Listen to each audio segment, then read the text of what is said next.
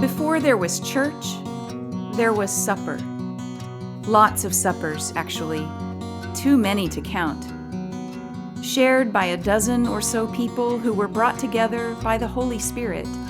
They weren't friends, really. They didn't have much in common. They were just people, hungry for homemade food, hungry for companionship on the lonely road called spiritual but not religious.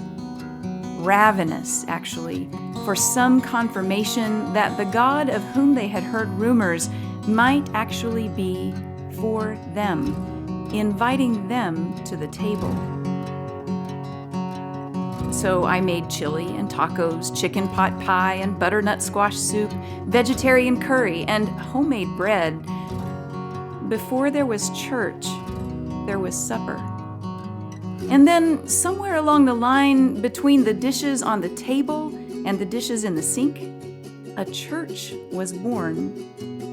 We're going on 2 years now, and there are groups all over town having supper every week, and I hardly ever have to make it myself, which is good, because I was never that great of a cook anyway. But there's one thing I am good at: spotting somebody who's hungry and inviting them to break bread.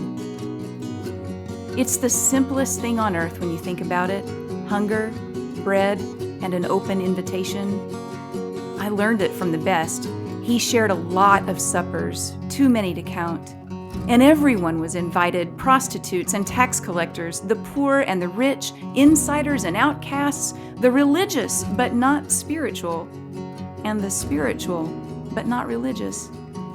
They weren't friends, really. They didn't have much in common. They were just people hungry for homemade food, hungry for the bread of life. It's the most beautiful thing on earth when you think about it: hunger, bread, and an open invitation. My name is Katie Hayes, pastor of Galileo Church in Mansfield, Texas. And if there's one thing I know, it's that ministry still matters.